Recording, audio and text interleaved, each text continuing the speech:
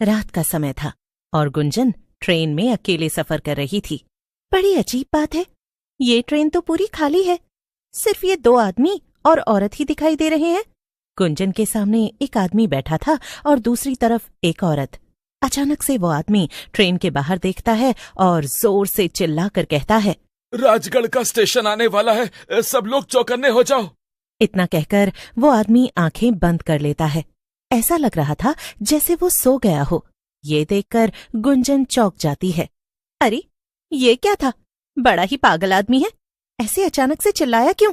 और इसके चिल्लाने के बाद बाकी सब भी आंख बंद करके सो गए। अजीब है। मगर तभी एक औरत की आवाज पूरी ट्रेन में गूंजने लगती है। आ गई, मैं आ गई, भेलपूरी बेचने आ गई। बोलो बोलो, किसे खानी है मेरी लाल लाल चटपटी भेलपूरी? अरे वाह, मुझे तो लगा ही नहीं था इतनी रात गए मुझे ट्रेन में कुछ खाने को मिलेगा। कब से भूख लगी थी, मगर अच्छा ही है ये भेलपूरी वाली आ गई, अभी पैसे निकाल लेती हूँ। गुंजन जैसे ही पर्स में से पैसे निकालने लगती है तो उसके सामने बैठा आदमी आंखें खोलते हुए गुस्से में कहता है, भेलपूरी वाली से कुछ मत लेना, वो भेलपूरी खिलाकर तुम्हें ट्रेन से उठा ले जाएगी।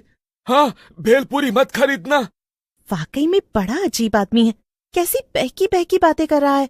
अरे मुझे भूख लगी है तो मैं भेलपूरी क्यों ना लूं? हाँ, बड़ा आया। तभी लंबा घूंघट डाले वो भेलपूरी बेचने वाली औरत वहां आ जाती है और गुंजन की सीट के सामने रुककर उससे कहती है, ओ दीदी, चटपटी मसालेदार भेलपूरी ले लियो, बड़ी मजेदार है। हाँ हाँ, मुझे लेनी है तुम्हारी भेलपूरी, मगर ये बताओ कि कितने की है एक प्लेट? अरे ले लो, पहले खाकर तो देखो, फिर बताएंगे दाम। अच्छा ये भी सही है, लाओ फिर खिलाओ। गुंजन औरत के हाथ से भेलपूरी ले लेती है और खाने लगती है। वाह, अरे वाह वाह, क्या भेलपूरी बनाई है, मजा ही आ गया। और ये पागल आदमी मुझसे कह रहा था कि मैं भेलपूरी ना खरीदूं। अच्छा अब बताओ इसके पैसे कितने हुए? लेकिन वो औरत कुछ नहीं कहती, उल्टा जोर जोर से डरावनी हंसी हंसने लगती है।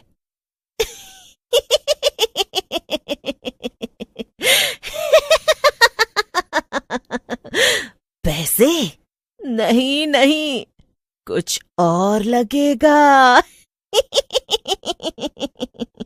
ये कहकर वो औरत घूंघट हटाती है। घूंघट के नीचे एक डरावनी चुड़ैल थी। क्या? चुड़ैल? तुम तो एक चुड़ैल हो? हाँ, तो मैंने कब कहा कि मैं माधुरी दीक्षित हूँ, हैं? और इस भेलपूरी के बदले तो मैं तुझे लेकर जाऊंगी और खाऊंगी। उसके चले जाने के बाद ही वहां बैठे बाकी लोग आंखें खोलते हैं और ट्रेन के बाहर देखने लगते हैं। ये तो होना ही था, मैंने उस लड़की को चेतावनी दी थी, मगर उसने मेरी बात नहीं मानी और चुड़ैल उसे अपने साथ ले गई। राजगढ़ स्टेशन आने से पहले हमेशा ही ऐसा होता है। हाँ, अब हम कर भी क्या सकते हैं, हम तो अपना काम कर ही देते हैं ना, जो कि लोगों को चेतावनी देना है। अब उसके आगे हम क्या ही करें। असल में वो दोनों बूढ़े आदमी और औरत पंकज और राधिका थे, जो कि पति पत्नी थे और रामगढ़ गांव में ही रहते थे। वो हर रोज उस ट्रेन से सफर करते थे ताकि लोगों को भेलपूरी बेचने वाली चुड़ैल से बचाया जा सके, मगर उनका ये तरीका भी अक्सर काम नहीं आता था। फिर एक दिन सुबह सुबह पंकज कहता है, राधिका, क्यों ना हम किसी तरह ये ट्रेन चलना ही बंद करवा दें। अगर ट्रेन चलेगी ही नहीं तो चुड़ैल भेलपूरी बेचने आएगी ही नहीं और ना ही लोग गायब होंगे, ना मरेंगे। वो स्टेशन मास्टर है ना रघु भाई, हम उनसे जाकर कहेंगे, उनकी बहुत पहुंच है। वैसे भी इस ट्रेन में ज्यादा लोग आते ही नहीं, वो बात करेंगे तो ट्रेन जरूर बंद हो जाएगी। अच्छा, तो फिर आओ अभी जाकर उनसे बात करते हैं। रघु सिर्फ स्टेशन मास्टर ही नहीं था, बल्कि गांव का सबसे अमीर आदमी भी था। उसकी दूसरे गांवों और शहरों में खूब पहचान थी। अरे आओ आओ पंकज भाई, कैसे आना हुआ? रघु भैया, आप तो जानते हैं कि हमारे स्टेशन से गुजरने वाली जो ट्रेन है, पिछले 3 महीनों से उस पर एक भेलपूरी बेचने वाली चुड़ैल का साया मंडराने लगा है। वो रात को आती है और जो भी उससे भेलपूरी खरीदता है उसे अपने साथ ले जाकर मार देती है। हाँ हाँ, मैंने ऐसी बहुत सी अफवाहें सुनी है, पर मैं क्या करूं? भैया, आप ना ये ट्रेन ही बंद करवा दीजिए। ट्रेन बंद हुई तो ना तो भेलपूरी बिकेगी, न लोग गायब होंगे। क्या? एक चुड़ैल की कहानी के चक्कर में ट्रेन बंद करवा दूं? अरे, मैं बड़े साहब लोगों को जाकर ये बोलूंगा तो वो मेरे ऊपर हंसेंगे, समझे? मगर रघु भैया, सच तो यही है ना? जो ना माने उससे ट्रेन में रात में सफर करने को कहिए, फिर वो भी इस पर यकीन कर लेगा और ट्रेन बंद करवा देंगे। बेचारा पंकज उदास होकर वापस अपने घर आ जाता है। कुछ नहीं किया ना रघु भैया ने, मैंने तो पहले ही कहा था। अब आप काम पर जाइए और रात में जल्दी लौट आइएगा। हमें ट्रेन में भी जाना है लोगों को बचाने। रात होते ही पंकज और राधिका फिर से दूसरे गांव के स्टेशन पर पहुंच जाते हैं और अपने गांव जाने वाली ट्रेन में बैठ जाते हैं। राधिका के पास बड़ा झोला था। वो उसे खोलकर पंकज को दिखाती है तो पंकज चौंक जाता है। उस झोले में बहुत सारी भेलपूरी थी। हाँ, जब आप काम पर गए तो मुझे एक आइडिया आया और मैंने खूब सारी भेलपूरी बना ली। अब मैं चुड़ैल से पहले सबको भेलपूरी बेच दूंगी और फिर कोई भी उसकी भेलपूरी खरीदेगा ही नहीं। राधिका खड़ी होकर सबसे कहती है, ले लो, स्वादिष्ट लजीज भेलपूरी ले लो। ऐसी भेलपूरी कभी नहीं खाई होगी। अच्छा, इतनी अच्छी है क्या? लाओ फिर, जरा मुझे भी खिलाओ। ले लो जी, सब लोग लो, सिर्फ 10 रुपए की है। रामगढ़ का स्टेशन आते आते राधिका ट्रेन में बैठे सभी लोगों को भेलपूरी बेच देती है। हाँ, हो गया जी, अब तो आज इनमें से कोई भी और भेलपूरी नहीं खरीदने वाला। तभी पूरी ट्रेन में चुड़ैल की आवाज गूंजने लगती है, ले लो, खट्टी मीठी भेलपूरी ले लो। पंकज जोर से चिल्लाता है, रामगढ़ स्टेशन आने वाला है, कोई भी घूंघट वाली औरत से भेलपूरी मत लेना, सब आंख बंद करके सो जाओ।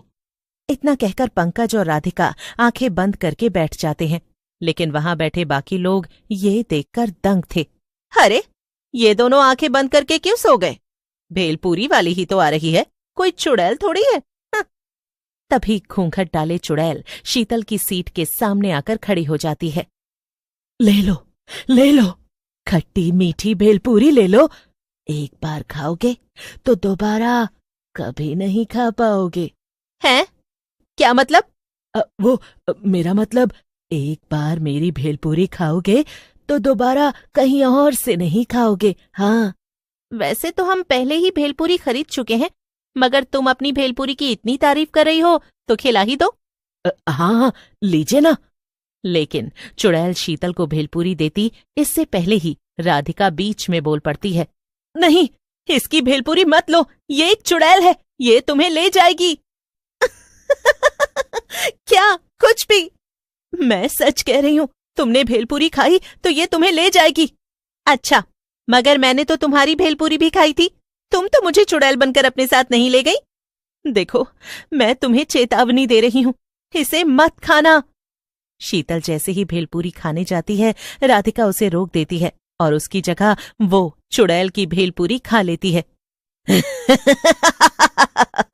वाह वाह, चलो फिर, अब मेरे साथ मेरा खाना बनने चलो।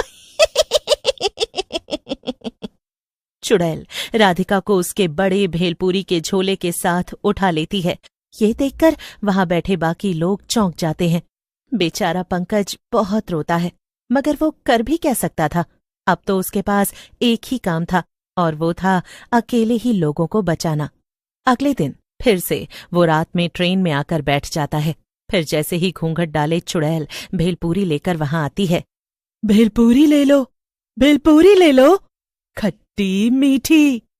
लेकिन अब तो पंकज भी जान गया था कि लोग उसकी बात नहीं सुनेंगे। लेकिन तभी कुछ ऐसा होता है जिसे देखकर पंकज चौंक जाता है। वो चुड़ैल पंकज के पास आती है। ये लो, आप भेलपूरी नहीं खाएंगे? पंकज कुछ कहता उससे पहले ही चुड़ैल उसे भेलपूरी खिला देती है और भेलपूरी खाकर पंकज सब समझ जाता है। यानी तुम वो चुड़ैल नहीं बल्कि राधिका हो? हाँ, लेकिन अब मैं एक चुड़ैल बन चुकी हूँ और जब मैं चुड़ैल बनी तो मैंने उस दुष्ट चुड़ैल को हराकर खत्म कर दिया और उसकी जगह ले ली। अब मैं ही भेलपूरी बेचने रोज आऊंगी यहाँ और किसी को भी नहीं मारूंगी।